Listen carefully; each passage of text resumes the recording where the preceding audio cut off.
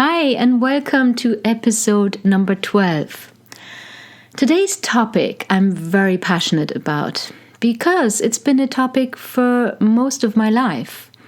I turned 53 2 days ago. I still have to get used to saying this number. However, most of my life I have been haunted by really a disturbed body image.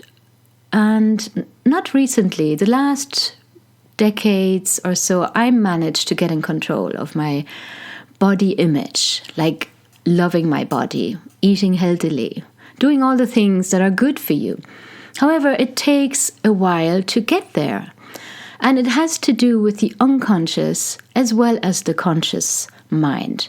Now, today we're going to talk about that in depth, and I hope you can take away some valuable aspects, because the way we feel in our body has such an impact on our overall life, right?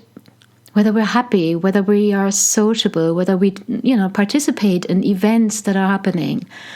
I remember in my life, there were many, many events that I didn't attend because I didn't feel content in my body. I didn't feel happy. I had put on weight. I thought I was fat. My first diet was when I was 10 years old. And I never spoke about this on social media or even here on the podcast because it hasn't been a topic for me for a long time. But now recently I've had clients come to me and people approaching me about this topic. So I'm focusing more and more on it because I see the demand and I see the pain that people are going through because of the body image. And it's all got to do with self-worth. So it's all connected, right? And today I want to dive into, two different aspects, two levels of this topic, because what we do, what we feel, has got to do with how we think and how we talk to ourselves, right? So let's start at the beginning. We all know that losing weight happens when we eat healthily, right? And exercise on a regular basis. Simple as that. So why don't we do it? We know it all. So why don't we just do it if we're not content in our body? So how is it that we still don't actually manage to follow those guidelines? Just eat healthily. Eat fruit, veg, and perhaps some fish or some meat. And exercise on a daily basis or every second day. It's simple. So why don't we do it? Now, as I said, I'm not judging. I'm not, putting you on the spot because, like I said, most of my life, I had problems with that. And as I learned, like 2 decades ago, when I started my personal growth journey and, occupying myself more and more with the unconscious mind, I also learned that the way you eat and the way you live, the way you exercise, obviously also has got to do with the unconscious mind. It's quite logical, right? So maintaining a healthy body image happens in both your body on a conscious level and in your mind on an unconscious level, right? Because if the unconscious mind is determined to hold on to the weight, and we're talking about excess weight now here today, obviously it also refers to being underweight, yeah? But we're going to focus on excess weight because that's the most common thing that people go through. And if the unconscious mind determines to hold on to the weight, there's always an unconscious underlying reason for that. And it's there to keep you safe. Believe it or not, it's there to keep you safe. You might say, now what? This weight is supposed to keep me safe? How? Yes, your unconscious always tries to keep you safe, and it keeps you in the known territory, in the familiar, in the safe space. And just, for example now, referring to anorexic or to people who can't gain weight, depending on the degree now, how drastic it might be. But very often, the issue is they want to disappear. They want to be invisible. They want to be small. So if you lose weight for a while but gain it back soon after, it's your default state. There's something underlying. There's something there unconsciously that's keeping you and stopping you from losing this weight. Because your unconscious is not yet on the same level as your conscious. Freaky, right? So you might know about the yo-yo effect. I'm sure I do. You manage to eat healthily, you manage to keep up the diet the way you want to, but after a while you fall back to the default version of yourself, the unhealthy one, the one who's gaining, weight that you don't want.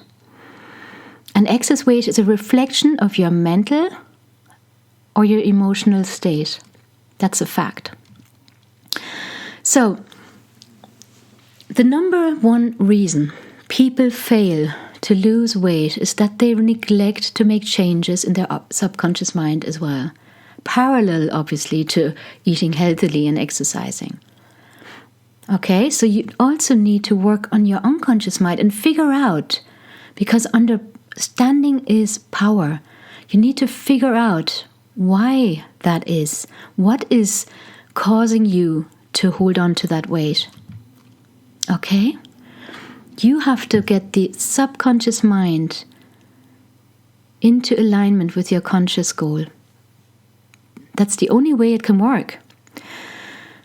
And when I understood that, my life changed completely. And also my clients, obviously, who come to me mostly based on their self-worth or success, or they have certain goals they want to achieve. But very often, most of the cases, they're not happy in their body either. And that's a form of procrastination. They can't get themselves to go in that direction, to have a look at the big picture of this unconscious blueprint that was created in the childhood, in the years of childhood and adolescence. Now, like I said, I was 10 when I went on my first diet. I watched my mother. She was my example, so to say, and children copy what the parents do. She was on a diet. She was on a potato diet. She's been on a diet all her life, basically. And she's never been happy in her body, even though when you look at her now at 75, she's amazing looking. But it's not about what others see. It's about what you see when you look in the mirror. And my mom was even then, when I was 10 and she was on that diet, she was very attractive. I look at the photos. She was gorgeous. A curvy, beautiful female. But she thought she was too fat. So it's about your perception of yourself. When you look in the mirror, do you love yourself? Or do you find flaws and beat yourself up and talk to yourself in a negative manner? Because that's becoming your blueprint, and that's what your body thinks is the normal state, and it's normal for you. So you have to shift that. That has to be shifted as well. Body dysmorphic disorder, it's called. I mean, this might sound very dramatic now, but it's basically, by definition, it's a mental health condition in which you can't stop thinking about one or more perceived defects or flaws in your appearance. And you look in the mirror and you know what it's like, and you look at that flaw.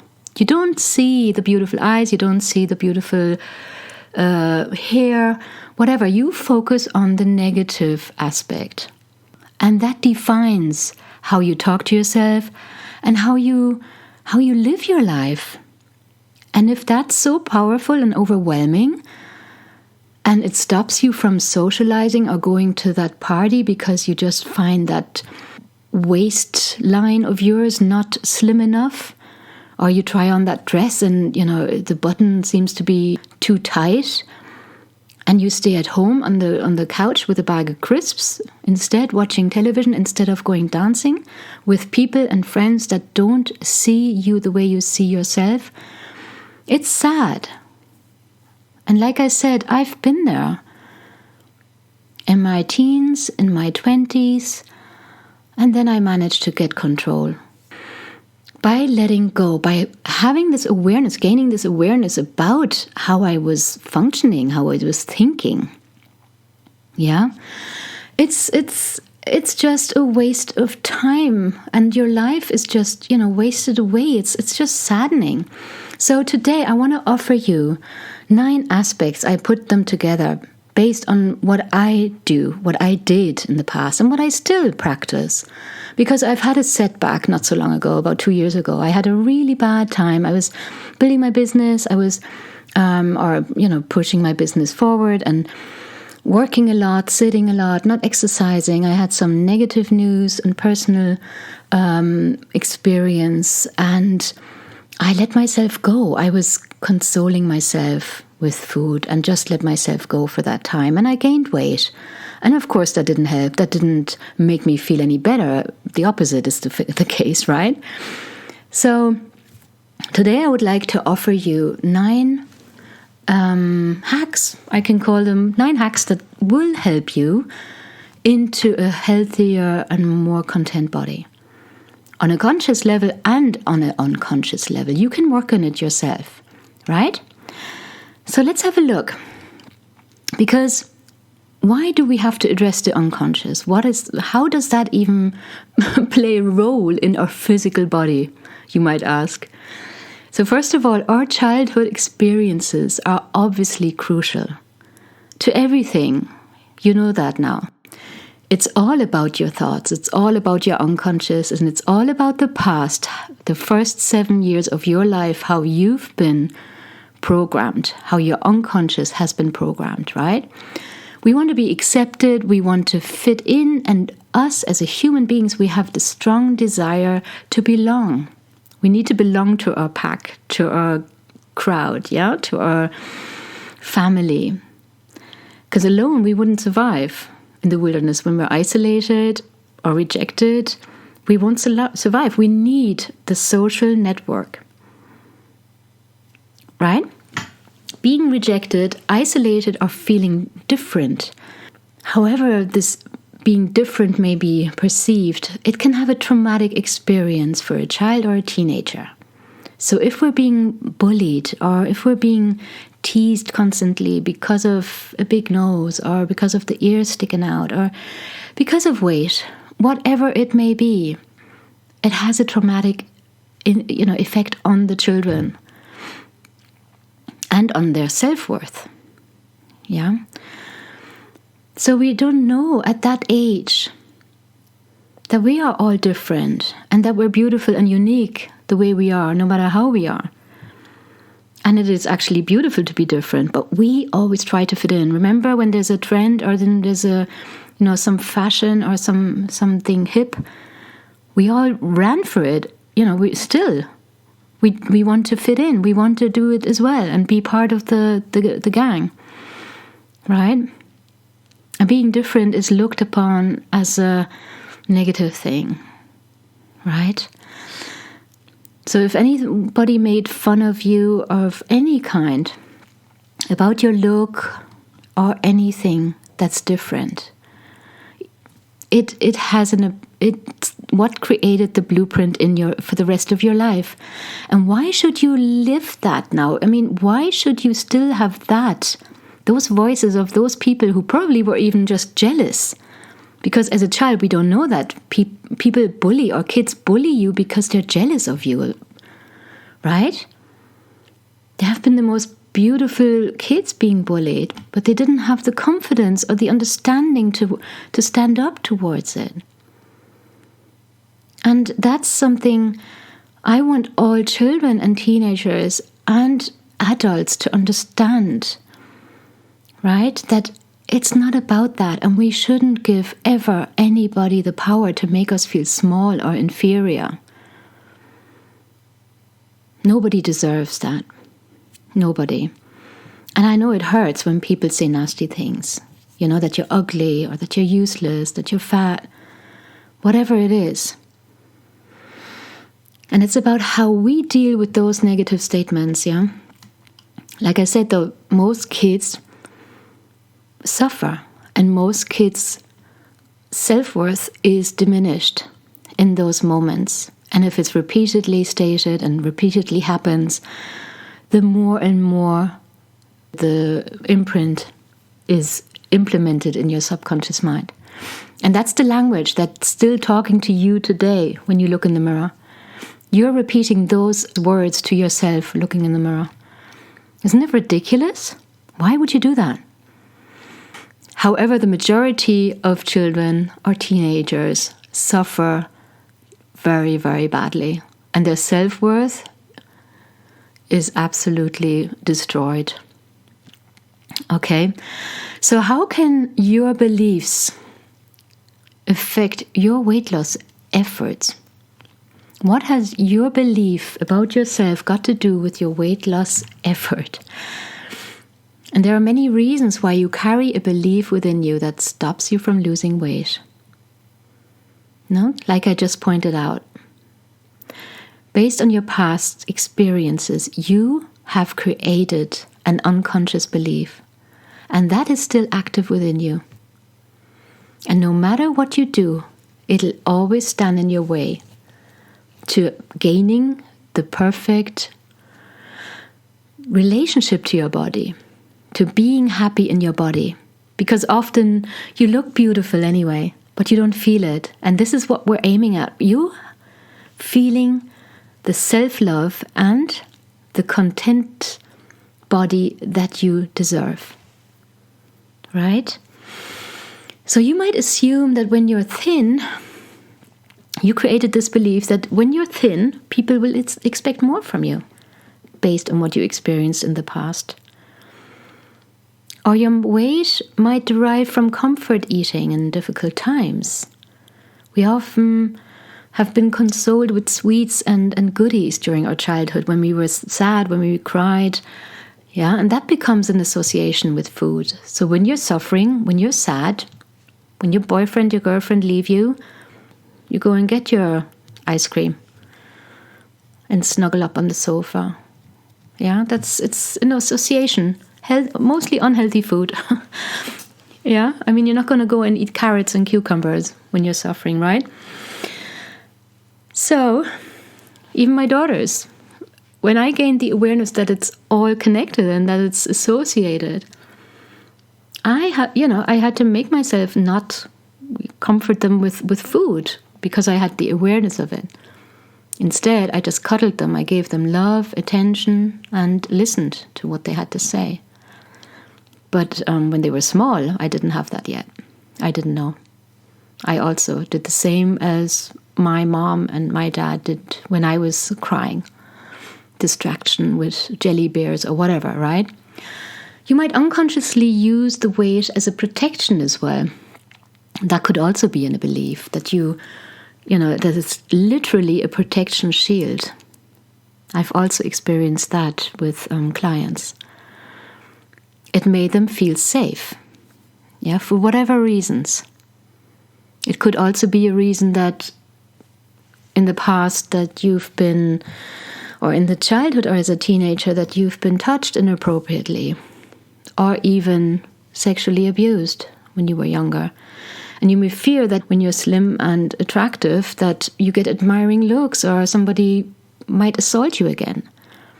So you're not going to go there for sure in order to protect yourself. Everybody of us, everybody has their own story. So the reason that these beliefs are limiting you is because in order to release unwanted weight, like I pointed out before, your conscious and your subconscious minds must agree with each other. They have to be in alignment. So if you say, I want to lose weight and I believe I can do so easily, and your subconscious mind agrees, you will lose weight. It's what you say to yourself. But if your unconscious mind holds a belief that you will never be able to achieve your optimal weight because, you haven't deserved it, or you're ugly anyway, if you keep telling yourself that story, you will most likely struggle to lose weight, in spite of your conscious desire to do so. No? So, your thoughts have an impact. Your thoughts are a tool to reshape your body. So how? What do I mean by that? So first of all, assuming you don't have a metabolic issue or medical problem preventing you from reaching your weight goal, the first step to losing weight is to become aware of your story. So you're telling yourself a story, right? The words on your mind are telling your story. So I remember when I was small, I always found that I had a roundy face, and that made me feel fat because I looked at my friend in the mirror next to me, like, brushing her teeth before bedtime when she slept over, and she had a slim face. I had a roundy face, so I always felt fat. That was my story. Even when I was slim, but I found I had a chubby face. And if somebody pinched my cheeks, oh my God, I hated it. Or you tell yourself that weight loss is so hard and you don't have the time for it. You don't have time to exercise. You're working all the time, working long hours. Yeah, and you don't have time for exercising. So that's your story. That's it. But seriously, is it really not more due to priorities? What you prioritize? Where we make time, what's important and what's not important? Of course, work is important, family is important, but hey, we're talking about your choice of food, and we're talking about perhaps 10, 15 minutes a day. In the show notes, I'm going to post a link that I love, because I'm a very impatient person, and I don't take the time for excessive exercises every day. And I found one that's 7 minutes a day. And I mean, once you start, you're doing another 7 minutes, and then you do another 7 minutes, and boom, you're on a half an hour. And she's just amazing. She's a personal coach on YouTube for fitness and body weight, obviously. So, and she's fantastic, and she offers those quick 7-day, 7-minute exercises, and I love it. That's what I do now. So, very recommendable. So, remember, your thoughts and your beliefs create your reality. Yeah, and we can relate that to every aspect of life. Right? I've spoken about this now to you in previous episodes as well. And you can also refer that to body image. So it's almost essential for you to change your thoughts and beliefs before attempting to change your diet and exercise routine. Of course, that's essential, of course. However, you also need to look at the underlying issues and beliefs that you carry with you. Okay? Now we're going to just finish up by diving into the 9 tools that I put together for you that help you reprogram your mind and that will contribute to your sustainable weight loss. Okay? So, number 1, listen to your self-talk. I indicated that already. Self-respect and self-acceptance are the cornerstones to achieving your optimal weight. You need to tell yourself a positive story. You need to look in the mirror and praise yourself. You need to look in the mirror and love yourself. Yeah, and speak it out loud. Say it into the mirror that you love your body. And if you've been telling your body that you hate it, what it looks like, and your subconscious mind will believe the negative programming.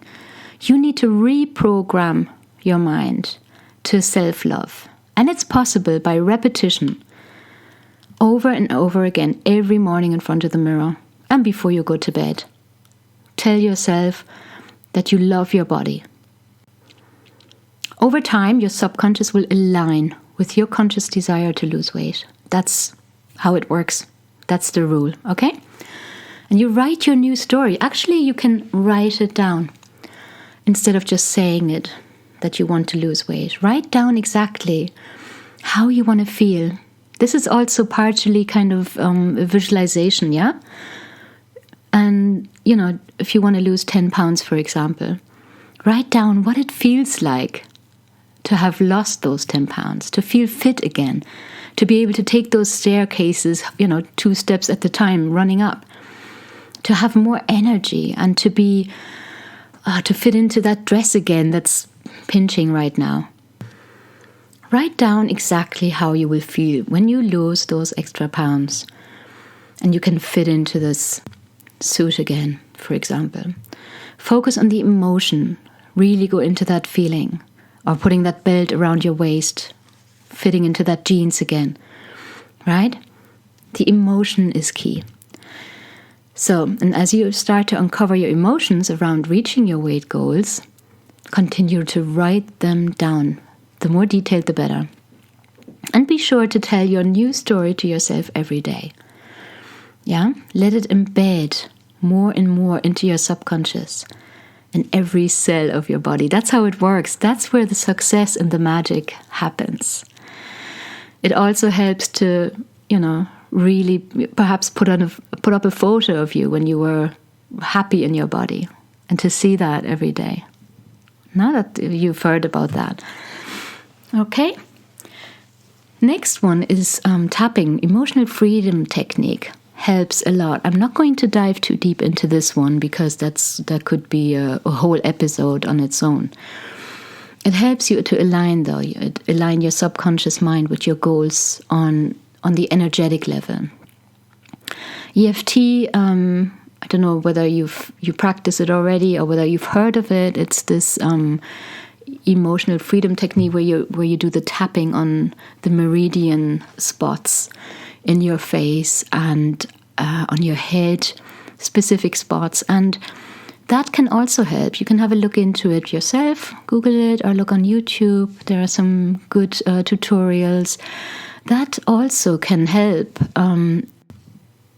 to reprogram limiting beliefs.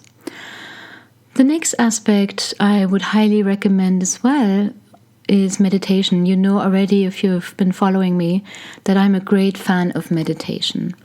And meditation is a brilliant tool for understanding yourself. Yeah, during meditation, I've had the biggest insights and inspirational thoughts. I know you're supposed to quiet your mind, but however, you get impulses during meditation, and it guides you into a direction that's very beneficial to you. So it's a very effective tool that can help you become more aware of your thoughts and beliefs so that you can redirect them into a healthier direction now where your body is concerned and your nutrition, right?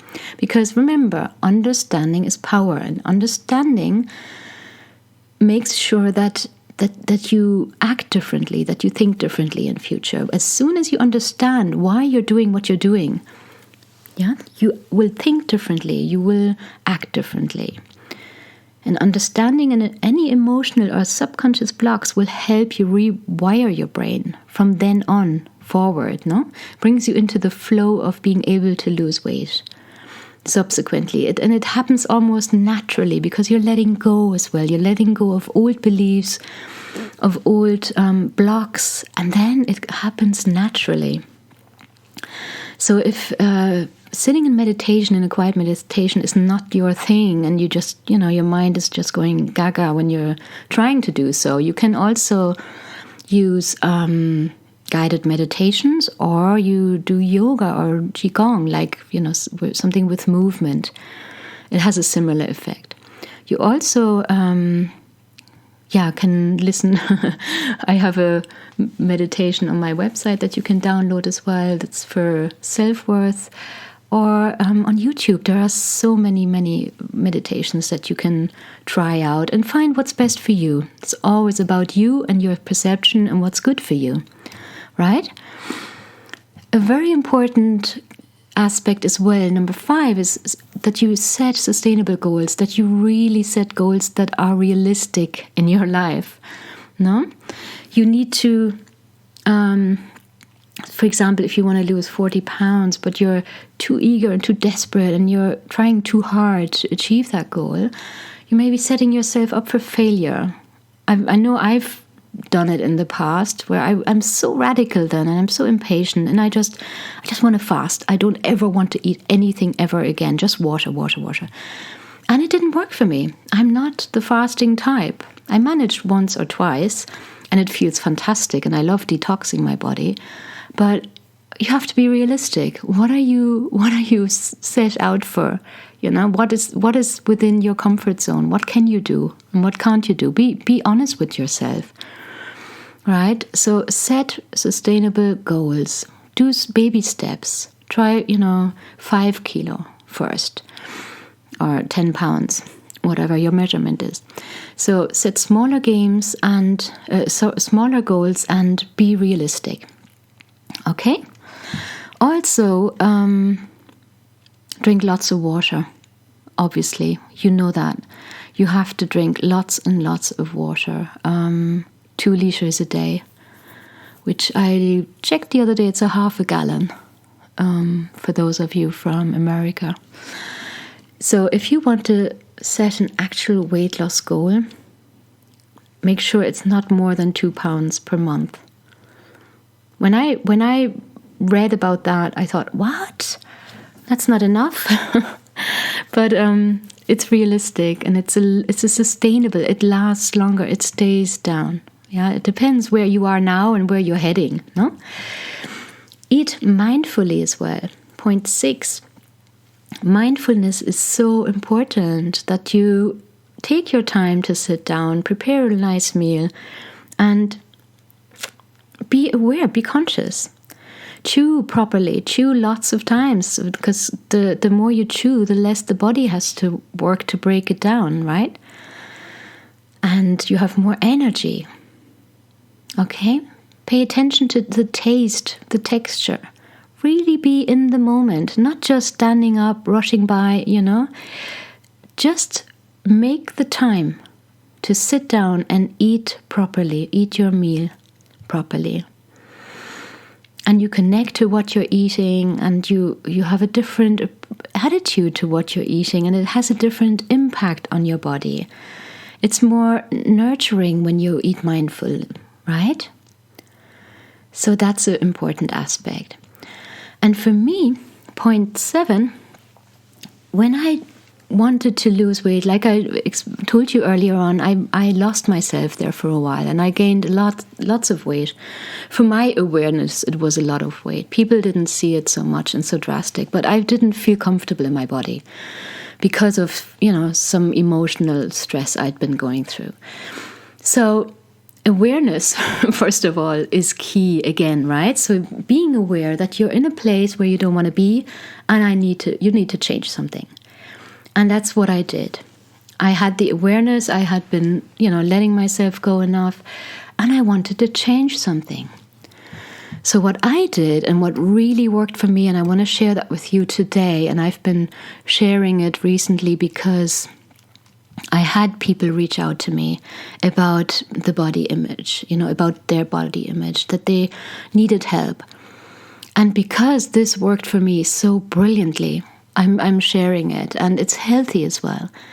Because I don't believe in unhealthy diets or radical depriving diets, yeah. What I did was I did without carbs for 21 days. I just did without carbs. Preferably, depending on your state now, how far you want to go and how intense you want to take your diet or your nutrition. Also, gluten and sugar is superfluous. It's something we do not need. Okay? And I managed to lose 6 kilo. That's 1 stone. Is it 12 pounds? Yeah, I think it's the double, isn't it? 6 kilo within a few weeks, within that time. And I felt on top of the world. I was energetic again. I had so much energy. And that was for me a very important aspect, because I have to function. I have 2 girls. I have my business to run. And I couldn't take it anymore, that I was so tired on so many occasions and everything seemed so strenuous. So that was the biggest benefit for me, as well as, of course, fitting into that jeans again that, was too tight. So doing without carbs. And the good thing about that, what I found was I could cook for the girls, I could cook for the family. And they ate everything then, but I did without the potatoes, the rice, and the pasta. I ate whatever was, accompanying the dish. And that was so, so good. And I wasn't hungry. I could eat. And you can do no carb or you can do low carb. And I do eat fruit. And I don't want to, I'm not too strict on it. There are some fruit that have carbs as well. But I wasn't that fussy with it. So you do it, whatever feels right and feels good for you. But don't forget the water, still water, preferably filtered water. That's what flushes out the toxins out of your body. Also, for detoxing, that's point 8 actually. That's a huge aspect I find to kick off into a healthy state. Being realistic, perhaps the 1st of January might be a good day to start after the Christmas festivities. But any day is good. Right now is good. If you're not feeling 100%, if you're not feeling energetic, right now is a good time to start always. So referring to detoxing, it's huge right now, isn't it? And detoxing your body obviously is so beneficial. Yeah, especially changing your eating habits and gaining more energy. And I always look at it as a reset from where I start then to eat healthily, even though detoxing nutrition can be a lifestyle as well. I have friends, they just eat food that's, not toxic, not acidy. So it's very powerful. And I would like to also recommend the morning drinks, which you can also do as a lifestyle habit. In the morning, drink your still water and add some lemon juice. Make sure it's body temperature or lukewarm. Celery juice, or what you can add as well, making it an Ayurvedic drink, is ginger powder. 1 tablespoon, just diluted in lukewarm water, and you can drink it, make a carafe, make a whole bottle, and then you can drink it throughout the day. But early in the morning, it's most effective. Also, lemon juice and what's it called? The apple cider vinegar. A tablespoon of that in warm water. That's so good in the morning. It cleanses you. It cleanses out the whole toxins within your body. Make that a habit. You can do it every morning, not just within this detoxing course. And last but not least, I would like to emphasize that you should stop weighing yourself, because I've changed my attitude as well, regarding weight and body image. In my opinion now, my emphasis is more and more, for my own awareness, is more and more on the health aspect and the longevity of my life, and that I live my life long and healthily, not long and sick. But all those diseases that are coming up, the heart diseases, cancer, in my opinion, they're all due to the industry, the nutritional industry that's, handed us. Go into a supermarket and look what they offer. I mean, honest to God, we don't need all that. So as soon as you focus on fruit, vegetable, preferably organic, depending on, whether you're in the position to pay this few extra pence, for that healthy food, I highly recommend to go only organic. And fruit, veg, meat, and fish. You can make the most delicious dinners and meals. I assure you, have a look into it. It's just so, so healthy and so easy. I'm not a one to go by calories, counting calories and following recipes. Yes, I'm inspired by recipes, but I do my own freestyle. I'm just like that. So Yeah, try that for 21 days and don't weigh yourself, please. Just do it as a lifestyle. No, because when you weigh yourself, it's just can be demotivating and self-destructive, because if the needle doesn't go down, or if the number doesn't go down, it's disencouraging, and then you just get frustrated and start eating unhealthily again, perhaps out of frustration. And it's not about that. So when you're exercising, you build muscles, but you lose fat, and it's a healthy weight. Yeah, so you will feel the difference. You don't need to weigh yourself, okay?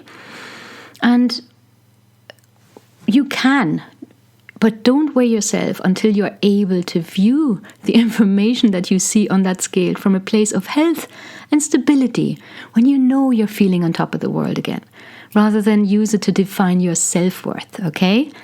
That is not an option. This is very important. So take that with you and,